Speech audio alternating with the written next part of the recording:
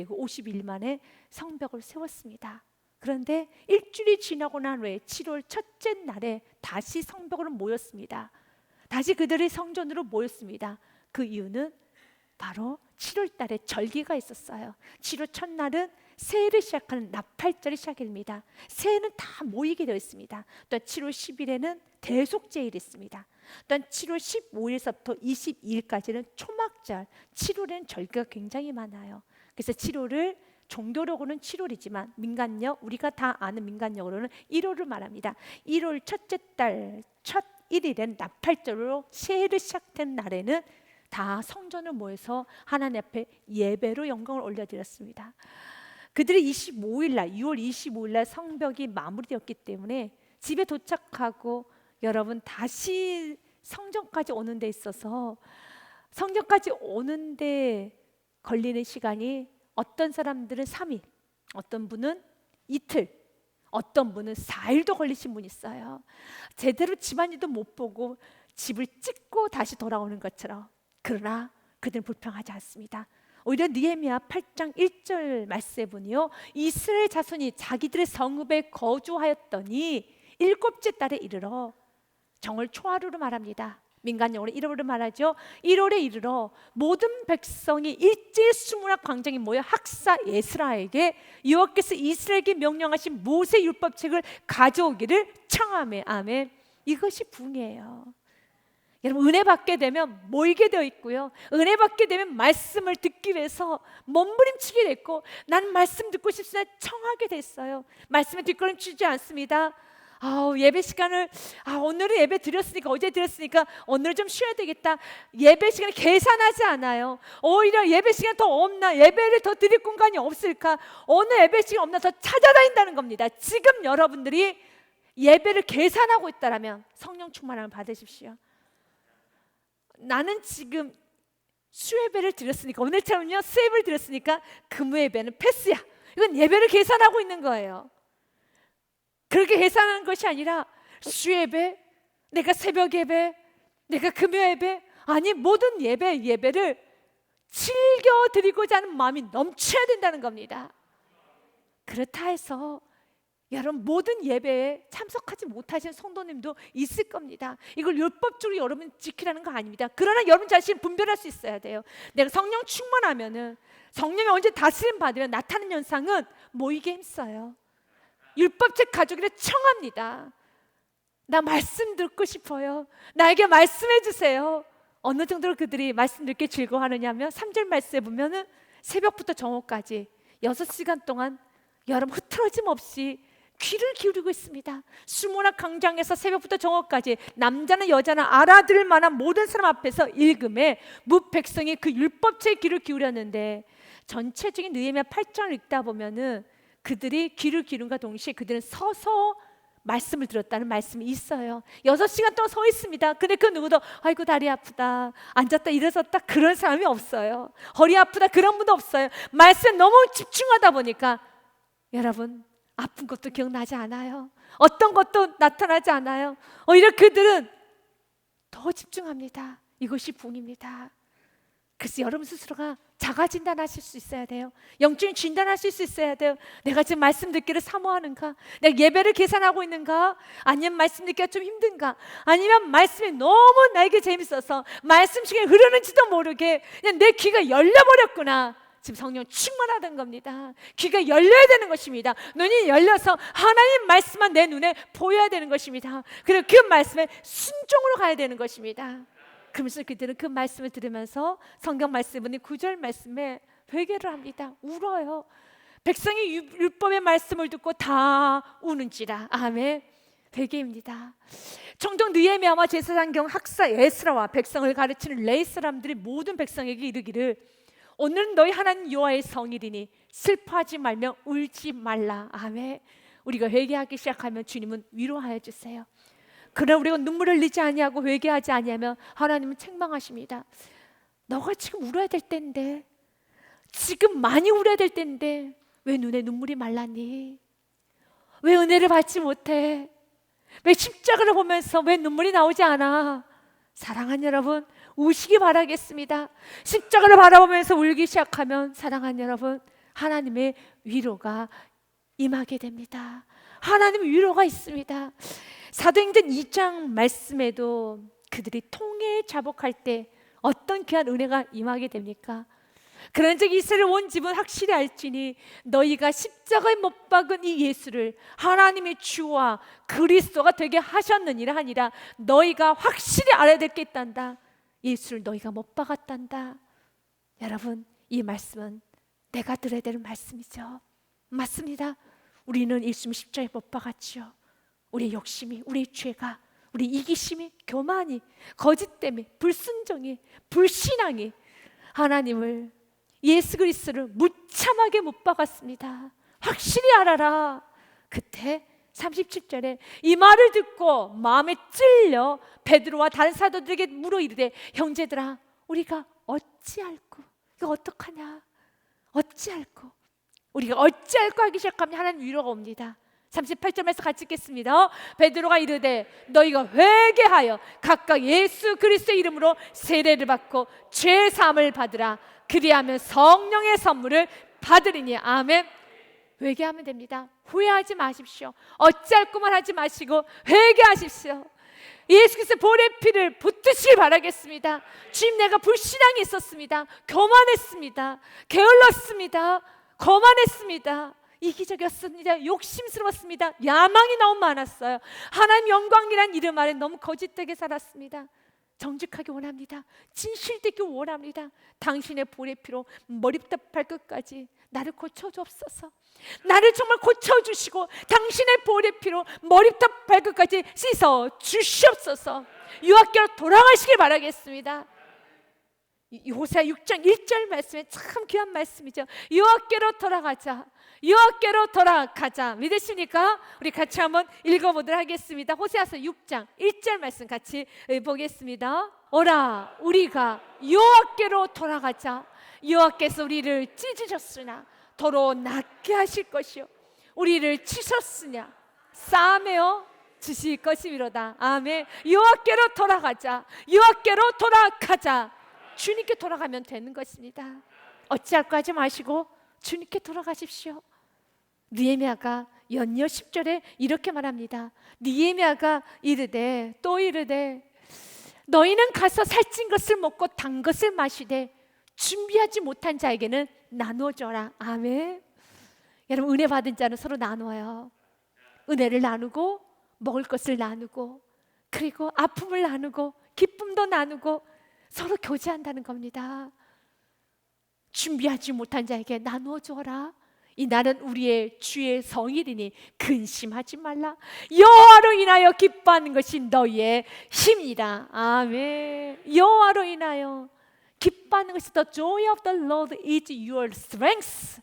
여러분의 힘이니라. 여호와를 기뻐하는 것이 여러분의 힘이에요. 나를 구원해 주신 그 주님 때문에 기뻐하고 주님만 바라보면서 너무 좋고, 그래서 주님과 깊은 연애하게 되면요 힘이 솟아요. 여러분, 우리가 사랑하는 사람과 연애하고 나면은 시간이 빨리 간다고 하잖아요. 그리고 또한 여러분 피곤하지 않다고 하잖아요. 주님과 연애해 보십시오.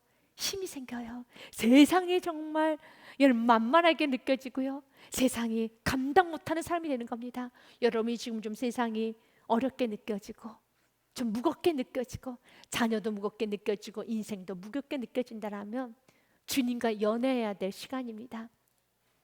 주님으로 인하여 기뻐해야 될 시간입니다. 여호와로 인하여 기뻐하는 것이 너의 힘이니라. 그리고 나서 느헤미야가 여러분 선포합니다. 울지 말아라. 그들 은혜를 많이 받았어요. 예배드리고 나면 은혜를 받게 돼요. 그럼 은혜 받으면 어디로 가야 되겠습니까? 각자 집으로 가야 돼요. 각자 설교 현장으로 가야 되는 겁니다. 예배시간 은혜 받고 나면은 섬김의 자리로 가셔야 되는 것입니다. 12절 말씀에 보면 모든 백성이 곧 가서 먹고 마시며 나누어 주고 크게 즐거워하니 이는 그들이 그 읽어 들려준 말을 밝게 함이라. 밝게 한다는 것은 이 말씀의 뜻을 이해했다는 겁니다. 은혜를 받았다는 겁니다. 은혜를 받게 되면은요 섬기는 삶을 살아요. 은혜를 받게 되면 순종으로 가게 되어 있습니다. 그래서 여러분들 은혜 받고 주님, 이젠 내가 밝히 알았으니 이젠 가서 먹고 마시며 나눠주는 삶, 크게 즐거워하는 삶, 항상 기뻐하고 범사에 감사하고 쉬지 않고 기도하는 그 삶을 살아내겠습니다. 오늘 본 말씀 느헤미야 8장 13절 말씀부터는요, 이스라엘 백성들이 삶 속에서 실천하는 모습이 기록이 되어 있어요. 예배가 삶이 되셔야 됩니다. 삶이 예배가 되셔야 됩니다. 말씀이 삶이 되셔야 되고 삶이 말씀이 되셔야 되는 겁니다. 이 관점에서 13절서부터 마지막 절 말씀까지 보기 원합니다. 13절에 레위인들과 제사장들이 조금 더 말씀을 정확하게 알고자 하는 겸손함이 있었어요. 그래서 학사 에스라를 찾아갑니다. 에스라시여, 조금 더 우리가 절기를 제대로 지키기 원합니다. 이것이 바로 부흥 여러분 한 자의 특징이에요. 은혜 받게 되면 불순종을 안 하는 것 당연할 뿐만 아니라 순종을 하되 제대로 순종하고 싶어서 몸부림을 친다는 거예요. 지금 여러분의 마음이 말씀을 더 깊고 넓게 알고자 하는 마음으로 충만하다면 여러분 충만한 상태예요. 오늘 13절 말씀해 보니 그 이튿날 뭇 백성의 족장들과 제사장들과 레위 사람들이 율법의 말씀을 밝히 알고자 하여 학사 에스라에게 모여서 아멘, 밝히 알고자, 이제 불순종하고자 하는 것이 아니라 어떻게 하면은 좀 대충 넘어갈까가 아니라 계산하지도 않아요. 예배를 계산하지도 않고 하나님의 말씀을 적당히 눈 감고 들으려고 하지도 않고요. 지금 내가 더 정확히 알고 합니다. 더 말씀을 제대로 알고 합니다. 더 제대로 살고 합니다. 여러분 눈을 뜨시고 여러분 영의 귀를 여시고 마음을 활짝 여시고 진리 안에만 자유가 있어요. 진리 안에만 행복이 있습니다. 진리 안에만 형통이 있고 진리 안에만 축복이 있습니다. 그렇기 때문에 알려고 하십시오. 더 정확히 알려고 하십시오. 즐거이 알려고 하십시오. 여호수아 1장 7절과 8절 말씀 여러분 기억하십니까? 하나님께서는 여호수아에게 모세 다음으로 이스라엘 백성들을 이끌어가야 되는 영적 지도자가 된 여호수아에게 이렇게 말합니다. 여호수아야, 너의 삶이 형통하게 원하느냐? 성공하게 원하느냐? 승리하게 원하느냐? 어떤 것도 제한하지 말고 율법을 다 지켜 행하라. 아멘. 오직 강하고 극히 담대하며 나의 종 모세가 내게 명령한 그 율법을 다 지켜 행하고 의로나 자로나 치우치지 말라. 그리하면 어디로 갔는지 형통하리니. 아멘. 우리 안에 아니란 마음 버리셔야 돼요. 하나를 내주면 사단은 두 개를 빼앗아 가는 것이 아니라 기억하셔야 돼요. 하나를 내주면 100개를 가지고 와요. 두 개를 내주면 200개가 아닙니다. 1000개를 가지고 가요. 사단은 영적 존재예요. 영물입니다. 그렇기 때문에 성경은 계속 반복적으로 우리에게 말합니다. 신앙의 안일함을 버리라고요. 말씀을 다 지켜내야 되는 것입니다. 8절 말씀에도 이 율법책을 내 입에서 떠나지 말게 하며 주야로 그것을 묵상하여. 하나님의 뜻이 무엇인가 더 정확히 알기 원합니다. 정말 우리가 이 땅에서 행복하게 살아야 되지 않겠습니까? 우리가 하나님을 우리 이렇게 고백합니다. 하나님 나의 아빠 아버지, 아바 아버지라고 하지 않습니까? 우리는 그분의 자녀예요. 부모님 되신 분들은 자녀를 향한 마음이 어떤 마음입니까? 자녀가 행복하게 살기를 원하지 않습니까? 부족한 사랑을 갖고 있는 부모도 자녀가 행복하고 좀 성공하고 세상에서도 영향력 있고 편안하게 살다가 많은 사람들의 귀감을 얻고 그렇게 한 인생 마쳤으면 좋겠다라고 여러분 자녀를 향한 그런 기대가 있죠. 부족한 부모인 우리들도 그런 기대를 하고 있는데 완전한 사랑을 갖고 계신 우리 하나님께서는 우리가 이 땅에서 행복하고 정말 복받고 성공하고 기쁘고 행복하게 살기를 원해요. 많은 사람들에게 칭찬과 명성받기를 원해요. 그래서 말씀을 다 지켜 행하라는 것입니다. 말씀 안에 행복이 있습니다. 말씀 안에 축복이 있어요. 말씀 안에만 형통이 있습니다. 이 율법책을 내 입에서 떠나지 말게 하며 주야로 그것을 묵상하여 그 안에 기록된 대로 다 지켜 행하라. 그리하면은 결과적으로 내 길이 평탄하게 될 것이며 내가 형통하리라. 그래서 즐겁게 말씀을 더 하려고 하고요, 더 읽으려고 하고 순종하려고 해야 돼요. 그럴 때 이렇게 질문하고 싶은 성도님들도 계실 겁니다. 어떻게 다 지켜요? 어떻게 다 지켜요? 저는 너무 부족한데요. 어떻게 지켜요? 우리 예수님도 그런 말씀하셨어요. 너의 의가 바리새인보다 낫지 않냐면 결단코 천국에 들어갈 수 없단다 라는 말씀을 하셨습니다. 마태복음 5장 말씀에 보면 17절부터 20절 말씀까지 읽겠습니다. 내가 율법이나 선제를 폐하러 온 줄로는 생각하지 말아라. 폐하러 온 것이 아니라 완전하게 하려 함이라. 예수님 하신 말씀입니다. 왜냐하면 지금 은혜 시대인데 율법이 뭐가 필요 있어. 연약하면 하나님은 채울하지 않으신다고 했어. 하나님은 다 이해해 주실 것이야. 지금 내 처지, 내 상황 이해해 주실 거야. 은혜란 이름 아래 세상과 죄와 타협하려고 하면 안 되는 겁니다.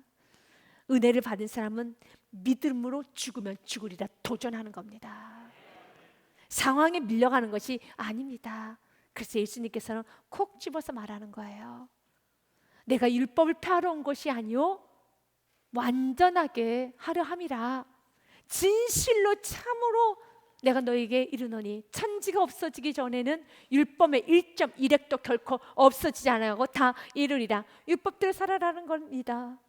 19절 말씀에 그러므로 누구든지 이 계명 중 지극히 작은 것 하나라도 버리고 또 그같이 사람을 가르치는 자는 천국에서 지극히 작다 일컬음을 받을 것이요 누구든지 이를 행하며 가르치는 자는 천국에서 크다 일컬음을 받으리라. 아멘. 내 사랑하는 아버지신 나의 여러분 하나님 앞에 여러분 칭찬받아야 되겠죠. 어떤 자가 칭찬받은 자 아십니까? 순종하는 자, 그 누군가를 잘 가르치는 자.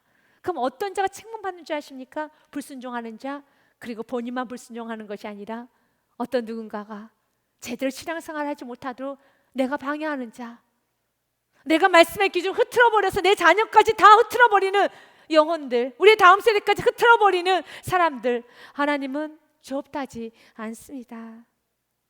그래서 20절 말씀에 이렇게 말합니다. 내가 너에게 이르노니 너의 의가 서기관과 바리새인보다 더 낫지 못하며 결코 천국에 들어가지 못하리라. 맞습니다. 그래서 구체적인 예를 들어요. 율법에는 간음하지 말라라는 말이 있죠. 우리 율법만 지키는 사람이 아닙니다. 간음하지 말라는 것은 눈에 보이는 간음을 말합니다. 생각으로만. 그 누구도 알지 못해요. 여러분의 머리 안에 있는 생각을 누가 알겠습니까? 그러나 또 간음하지 말라 했다는 것을 너희가 들었으나 28절에 나는 너희에게 이르노니 예수님이 이렇게 말합니다. 음욕을 품고 여자를 보는 자마다 마음에 이미 간음하였느니라. 내가 음란한 생각을 하면서 그냥 TV를 봤어요. 그 누가 알겠습니까? 아내가 합니까? 남편이 합니까? 자녀가 합니까? 그 누구도 몰라. 나는 그냥 드라마를 보고 있었던 것뿐입니다. 나는 그냥 영화를 보고 있었던 것뿐입니다. 그러나 내 마음에 음란을 품고 여자를 보는 자마다 이미 간음하였느니라. 이것이 우리가 살고 있는 은혜 아래에서 사는 바로 그리스도인들의 기준이에요. 그러면 어떻게 이 말씀을 지킬 수 있을까요? 그래서 여러분들 안에 성령님을 보내주신 거예요. 우리 안에 계신 성령님, 진리의 성령님 가르쳐 주세요. 지금 너의 생활에 많이 흐트러져서 지금 너의 마음에 지저분한 것들이 많아. 생활을 정리해야 된단다. 너가 불쑥불쑥 튀어나온 그 생각들, 불쑥불쑥 사로잡힌 그 생각들, 지금 너가 가장 많이 하고 있는 생각이 무엇이니? 물질의 생각이니? 아니면 어떤 생각을 하고 있니? 세상 정욕이니 명예니 허세니? 아니면은 이 땅에서 사는 삶만을 혹시 준비하고 있지 않은가? 내 머릿속에 온통 사로잡고 있는 건 무엇이니? 성령님께서는요 우리 날마다 말씀을 통해서 깨우쳐 주세요. 나의 흐트러졌던 마음, 흐트러졌던 삶, 흐트러졌던 생각들을 깨우쳐 주십니다. 그러면 정리정돈하시면 되는 겁니다. 정리정돈하시면 되는 겁니다. 그러면서 주님 회개하고 더 정결하게 나아갈 때 우리 율법 위의 삶을 살 수 있어요. 오히려 더 적극적으로 음욕을 품는 게 아니에요. 남의 걸 가지려고 하는 욕심스러운 마음을 갖는 것이 아니라 어떻게 하면 더 사랑하고 살까? 어떻게 하면 더 섬기고 살까? 어떻게 하면 더 나누고 살까? 어떻게 하면 더 주님의 기쁨이 될까? 라는 그 생각으로 가득가득하고 있을 때 어떻게 여자를 보고 남자를 보고 음욕을 품을 수 있겠습니까? 그 성령 충만이죠. 그 성령 충만인 것입니다. 오늘 성경 우리에게 이렇게 말합니다. 그들은 은혜 받고 났더니 지도자들부터 변하기 시작하는데요. 제사장들과 레위사들이 율법의 말씀을 밝게 알고자, 더 정확하게 알고자 학사 에스라에게 모입니다. 그리고 묻습니다. 율법에 기록된 바를 본즉 여호와께서 모세를 통하여 명령하시기를 이스라엘 자손 일곱째 달 절기에 초막에서 거할지니라 하였고, 또 일러스되 모든 성읍과 예루살렘에 공포하여 이르기를 너희는 산에 가서 감람나무와 가지와 돌들 감람나무 가지와 화석류 나무 가지와 종려나무 가지와 기타 무성한 나무 가지를 가져다가 기록한 바를 따라 초막을 지으라 하라 한지라 라고 말합니다. 그러니까 7월 절기에는 초막절이 있었어요. 7월 15일부터 20일간 7일간 초막절을 지냈어요. 이스라엘 3대 절기 중에 하나가 초막절입니다. 초막절의 뜻은 이스라엘 백성들이 40년 동안 광야 생활하면서 출애굽을 하고 난 후에 40년 동안 광야 생활하죠. 하나님의 보호하심, 하나님 인도하심에 감사함으로써 그들이 주님 앞에 그 절기를 지키는 겁니다. 하나님께서 출애굽시켜주신 하나님께서 이 광야에서도 지켜주시고 나를 여기까지 인도하신 주님 너무 감사합니다. 그래서 그 초막절기를 지킬 땐 일주일간 광야에서 살았던 그런 불완전한 삶을 다시 한번 기억하는 마음으로 집에서 아니면 그 있는 곳에서 실제로 초막을 좀 짓는 거예요. 그래서 초막을 짓는 나무도 성경에 좀 기록이 되어 있죠. 14절 하반절에 보니 절기에 이스라엘 자손 일곱째 달 절기에 초막에 거할지니라 하였고 그 초막을 지으라는 거예요. 잠시 마치 지금으로 말하면 텐트를 이렇게 짓듯이 좀 지어서 일주일간 그곳에서 한번 생활해 봐라. 15절 말씀에 보면 감람나무와 가지와 들감람나무 가지, 화석류 나무 가지, 종려나무 가지, 기타 무성한 나무 가지를 가지고 와서 지으라는 겁니다. 그런데 이 가지 또한도 모든 나무의 가지도 레위기 23장 33절부터 43절에 있었던 가지 나무를 그대로 여러분 동일하게 지금 바로 이스라엘 백성들 지금 현실에서 그대로 지어나는 겁니다. 더 뜻대로 살고자, 더 말씀을 지키고자, 그 의미만 파악하면 되지, 그 내용만 알면 되고 의미만 파악하면 되지라고 하면서 안일하게 타협하는 것이 아니라 지키십시오. 지키셔야 되는 겁니다.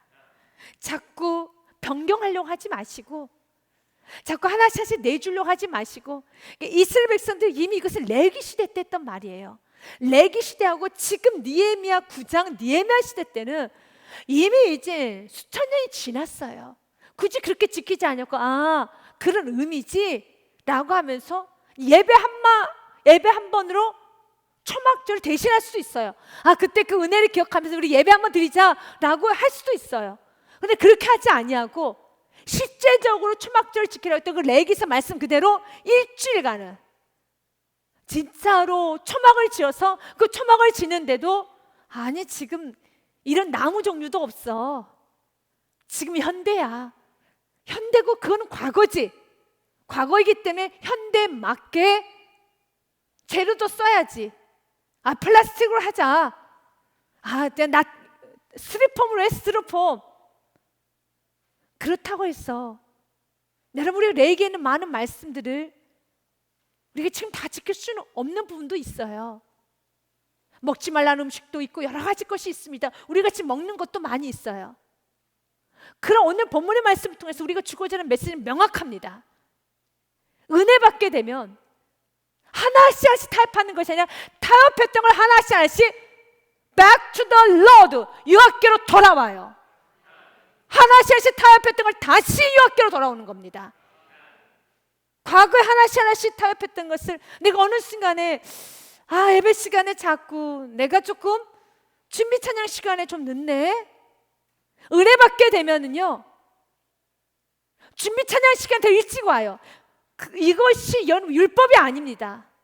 자연스러움이에요. 내가 하나씩 내줬던 것이, 하나씩 내가 환경에 맞춰 살았던 것이 세상 사람들 보기에는 와, 너 참 신앙생활을 참 꼼꼼하게 한다, 참 정확하게 한다라고 느낄 정도로 정확하게 해요. 이스라엘 백성들은 워낙 안일했던 백성들이었어요. 이런 거 안 지켰어요, 이스라엘 백성들은요. 그런데 그들이 레위기서에 있는 말씀 그대로 지원합니다. 그러면서 오늘 성경 말씀에 보면요, 17절 말씀에 사로잡혔다가 돌아온 회중이 다 초막을 지었다고 그랬어요. 그 안에서가 아니 불편하죠. 일주일간 여러분 침대에서 자는 것하고 초막집에 자는 것하고 굉장히 불편해요. 아니 한 번 예배드리고 우리가 이렇게 의미만 파악하면 되는 거 아니야? 신앙생활 자꾸 편리주의를 하면 안 됩니다. 예배 시간이 많죠. 또 이렇게 온라인 예배도 드리죠. 이 온라인 예배와 예배 시간이 많은 것은 우리의 편리를 봐주기 위한 거는 절대 아닙니다.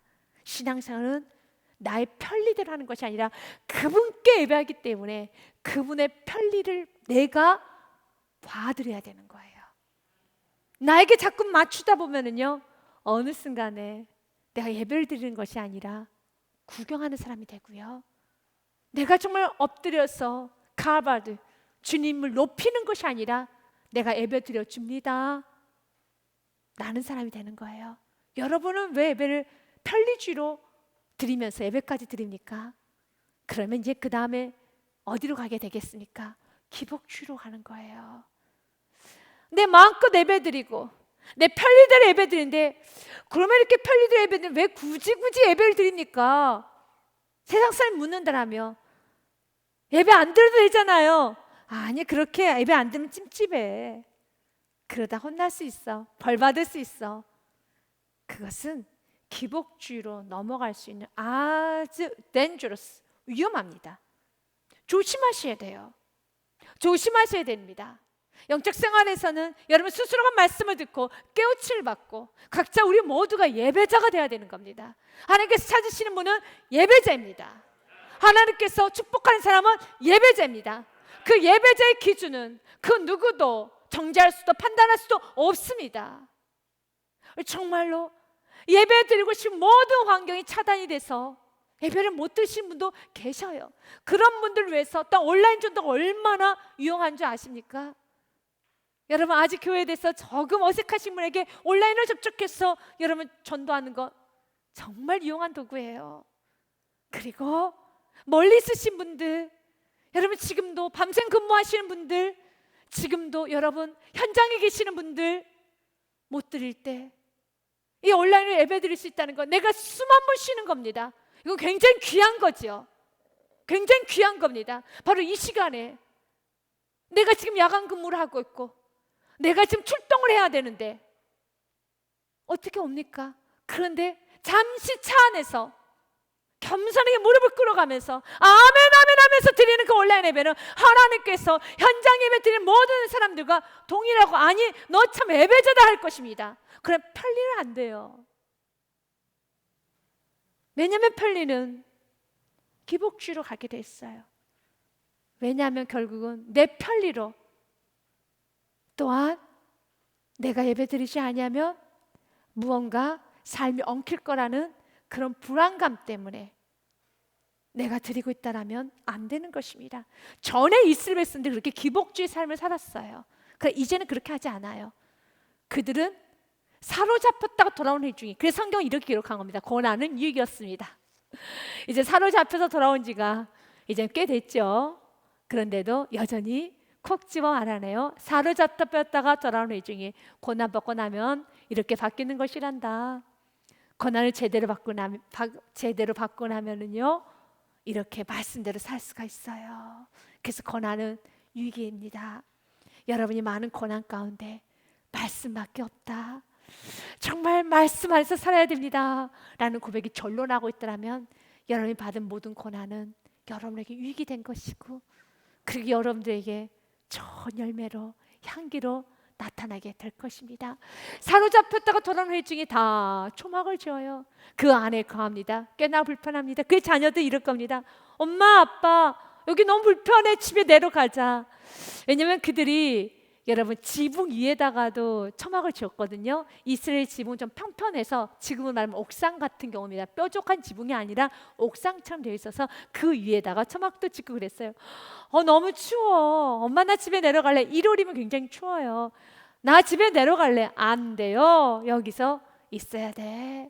우리 은혜를 생각하자. 이렇게 따뜻한 집을 주신 하나님께 감사하는 마음 우리가 좀 가져야 돼. 우리는 과거 바벨론에서 포로로 노예로 있었어. 기억해야 돼. 그 노예에 있었던 우리들을 구원하신 하나님을 좀 기억하면서, 아빠가 노예였었어, 엄마가 노예였었어. 이것이 바로 믿음의 유산이라는 겁니다. 너는 밑에 가서 쉬어. 이불 속에 들어가 있어. 안방에 가 있어. 엄마 아빠만 초막에 있다 내려올게. 그거는 믿음의 유산이 아니에요. 같이 이야기하셔야 돼요. 내가 어떤 상태에서 구원 받았는지. 아빠는 바벨론 포로 출신이야. 엄마는 바벨론 노예 출신이었어. 우리 가정은 너는 바벨론에서 나왔어. 근데 은혜로 우리가 70년 만에 다시 귀환했는데 아버지 은혜였어. 그리고 우리는 성전도 없었단다. 그리고 성벽도 무너져 있었어. 지금 봐, 성벽이 다 세워졌잖아. 성전이 재건되었잖아. 하나님이 하셨단다. 이렇게 하나님께서는 약속을 지키시는 분이셔. 하나님은 신실하신 분이셔. 하나님 능하지 못하실 일이 없으신 분이야. 하나님과 함께 한다면 너의 인생은 최고가 될 것이야. 절대로 하나님을 잊어서는 안 된단다. 라고 그 7일간 여러분 은혜를 나눠야죠. 이것이 믿음의 유산인 것입니다. 그래서 7일 동안에 오늘 에스라가 여러분 율법 낭독하기 시작합니다. 사로잡혔다가 돌아온 회중이 다 초막을 짓고 그 안에서 거하니 눈의 아들 여호사 때로부터 그날까지 이스라엘 자손 이같이 행한 일이 없었으므로 단 한 번도. 여호사 때부터 그렇게 말씀들을 안 지켰다는 거예요. 편리주의로 살았다는 겁니다. 사사기 시대 보셨잖아요. 사사기 때는 어떻습니까? 여러분 자기의 소견에 옳은 대로 행하였더라. 환경에 맞춰서 금송아지 시장 되고요. 수많은 제단을 만들었어요. 여러분 여러분 처소를 만들어서 나에게 가장 가까이 있는 곳에 예배 처소를 만들고 가까이 있는 곳에 예배 처소를 만들어서 거기서 예배 드렸어요. 그것이 바로 이스라엘 역사가 아니었습니까? 산당이라고 하죠. 산당. 수많은 산당을 만들었어요. 나의 가장 가까운 데로. 그럼 하나님께서 그렇게 말씀하지 않았어요. 예루살렘에 가서 예배하여라. 그러나 산당을 만들었죠. 그 산당의 결과가 무엇이었습니까? 북이스라엘은 아수르에 끌려갔고 남유다는 바벨론에 끌려갔죠. 그것이 산당의 결과예요. 그것이 편리주의 결과입니다. 그래서 성경은 말하는 거예요. 여호사 때로부터 그날까지 이스라엘 자손 이같이 행한 일이 없었으면, 이렇게 정확하게 지켰던 일이 없었는데 이제야 바로 지금 이 순간에 이렇게 말씀대로 다 지켜가는 모습을 보면서 크게 기뻐하며. 하나님 기쁨 되기 원합니까? 말씀대로 사십시오. 한번 철저히 살아보십시오. 믿음으로 사십시오. 말씀으로 사십시오. 그래서 야고보서 2장 말씀에는 성경이 이렇게 되어 있습니다. 믿음이 순종으로 갈 때만 온전해지는 겁니다. 우리 조상 아브라함이 그 아들 이삭을 제단에 바칠 때에 행함으로 의롭다 하심을 받은 것이 아니냐. 아멘. 마음으로 바친 건 아니고요. 진짜 바쳤어요. 그래서 행함으로 의롭다 하심을 받은 것이 아니냐. 우리 모든 교우들에게 오늘 하나님께서 이 부흥이 일어나기 원합니다. 우리 모두 각자 지금 어려운 시기를 살아오고 있는 사실입니다. 정말 앞으로도 여러 가지 우리가 편리 타협주의로 갈 수 있는 많은 환경이 있어요. 옆에 사람과 비교할 것도 없어요. 누구누구는 이렇대 비교할 건 절대 없습니다. 말씀을 다 지켜 행하더라. 여러분 기쁨 되십시오. 말씀대로 사십시오. 그래서 말씀을 더 정확히 알려고 하십시오. 저 말씀 살려고 몸부림치십시오. 성경의 말씀 여러분 디모데 전서 4장 7절과 8절 말씀에 보니요, 망령되 허탄한 신화를 버리고 경건에 이르도록 내 자신을 연단해 보아라. 연단하세요. 그러면 유익이 옵니다.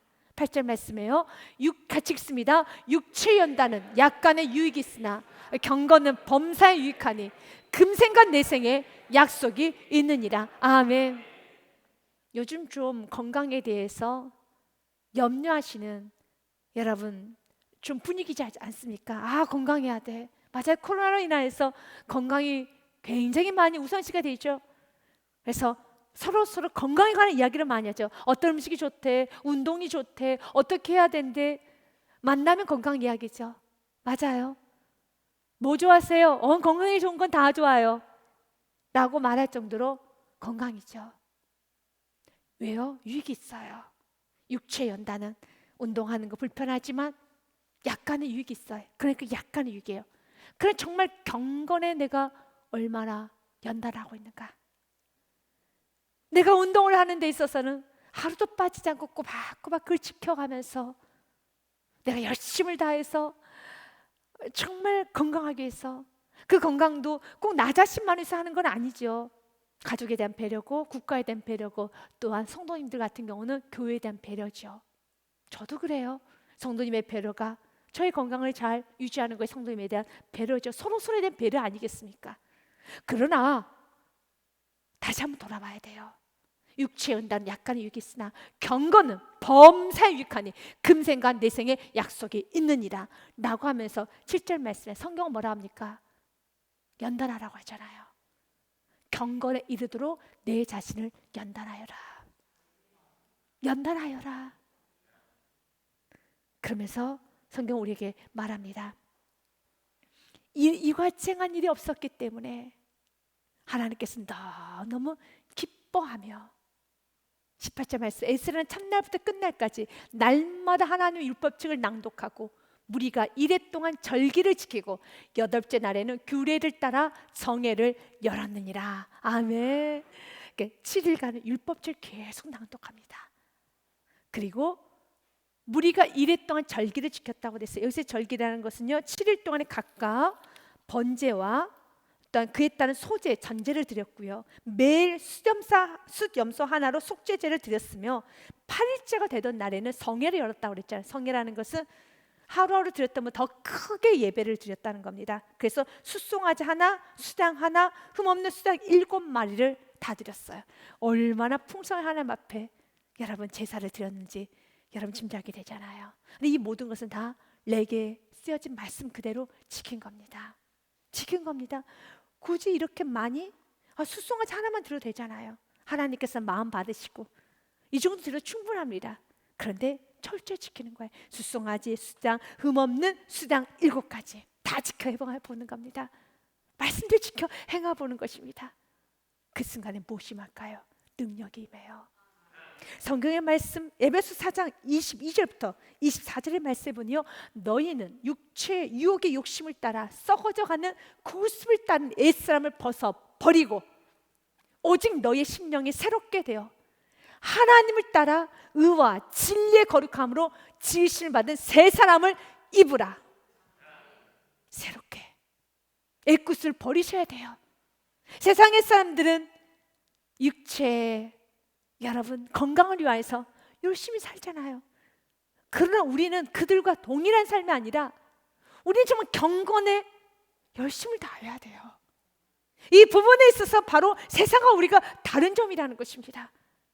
22절과 24절의 말씀은 현대인의 성경에 보면 조금 더 와닿게 좀 기록이 되어 있어요. 옛날의 생활 방식, 그 거짓된 욕망으로 부패해가는 옛사람을 벗어버리고 마음과 정신이 새롭게 되어 하나님 모습대로 의와 진리의 거룩함으로 창조된 새 사람이 되십시오. 아멘. 이제 새 사람이 돼야 되는 겁니다. 골로새서 3장 9절과 10절 말씀에도요, 너희가 서로 거짓말을 하지 말라. 옛사람과 그 행위를 벗어버리고 10절 말씀 같이 읽습니다. 새 사람을 입었으니 이는 자기를 창조하신 이의 형상을 따라 지식에까지 새롭게 하심을 입은 자니라. 아멘. 새 사람을 입으셔야 되는 겁니다. 믿으십니까? 여러분 삶의 날마다 이 축복만 있으시길 바라겠습니다. 유학교로 돌아가자. 그분께 돌아가면은요 회복이 있습니다. 돌아갔습니까? 이제 마음이 돌아졌습니까? 은혜 받은 대로 살아가시길 바라겠습니다. 순종하시길 바라겠습니다. 순종하기 시작할 때 능력이 임하는 것입니다. 그 능력으로 여러분 삶 가운데 살아계신 하나님, 역사하신 하나님, 창조주 하나님을 여러분 삶 가운데 그대로 보이십시오. 예배가 삶으로 보이시고 삶이 예배가 되십시오. 말씀이 삶이 되십시오. 삶이 말씀이 되십시오. 이제 말씀의 기준을 가지고 하나씩 하나씩 무너졌던 그 말씀의 기준을 은혜를 받으면 다시 회복시키는 겁니다. 회복시키는 겁니다. 더 가까이 회복시키십시오. 더 철저히 회복시키십시오. 편리주의로 가지 마십시오. 여러분 기복주의 신앙으로 가지 마십시오. 유학교로 가까이 가시길 바라겠습니다.